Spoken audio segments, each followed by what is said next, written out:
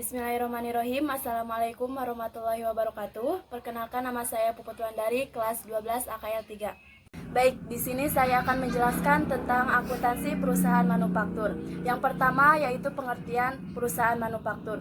Perusahaan manufaktur adalah jenis suatu badan usaha. Perbedaan perusahaan manufaktur dengan lainnya yaitu dalam hal pekerjaannya menggunakan mesin, peralatan, dan juga tenaga kerja tertentu. Jenis perusahaan yaitu ada 3. Yang pertama perusahaan jasa, yang kedua perusahaan dagang, dan yang ketiga perusahaan manufaktur. Persediaan manufaktur yaitu ada 3. Yang pertama persediaan bahan baku, yang kedua persediaan barang dalam proses, dan yang ketiga persediaan barang jadi. Dalam perusahaan manufaktur yaitu ada produsen, bahan baku, dan juga ada konsumen.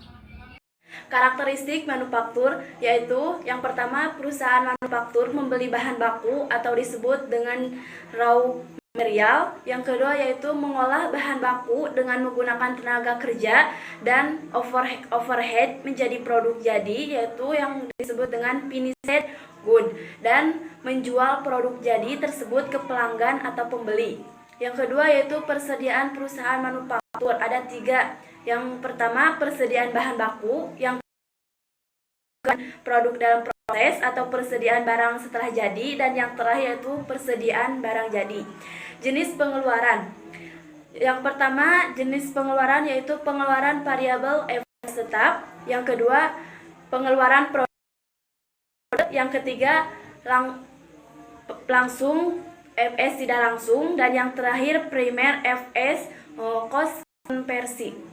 Selanjutnya yaitu klasifikasi biaya manufaktur. Ada 2 yaitu biaya produksi, dan yang kedua yaitu biaya operasional.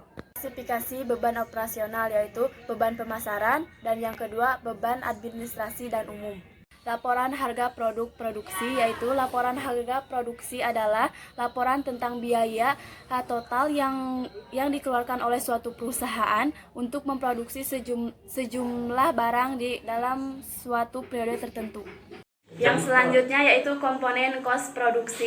Dalam komponen kos produksi dibagi menjadi 3 bagian, yaitu yang pertama biaya bahan baku langsung atau disebut dengan direct material cost.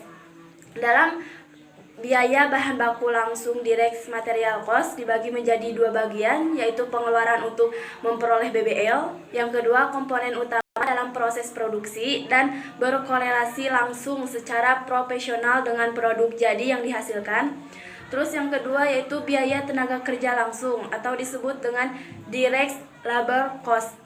Dalam biaya tenaga kerja langsung atau direct labor cost dibagi lagi menjadi 2 bagian, yaitu yang pertama pengeluaran untuk upah TKL, yang kedua komponen utama dalam proses produksi dan berkorelasi langsung secara proporsional dengan produk yang dihasilkan. Dan yang terakhir yaitu biaya overhead pabrik atau overhead cost. Dibagi lagi menjadi 2 bagian, yaitu pengeluaran untuk bahan baku tidak langsung, tenaga kerja tidak langsung, pengeluaran untuk fasilitas pendukung sepanjang berkaitan dengan proses produksi. Yang contohnya penyusutan, mesin, pabrik, dan lain-lain. Persamaan matematikanya yaitu kos produksi sama dengan kos bahan baku langsung atau disingkat dengan KBBL. Yang ditambah kos tenaga kerja langsung atau disingkat dengan KTKL, ditambah lagi dengan cost overhead pabrik atau KOV. KOP merupakan pengeluaran residual yang terdiri dari semua kos yang tidak memenuhi definisi KBBL dan KTKL.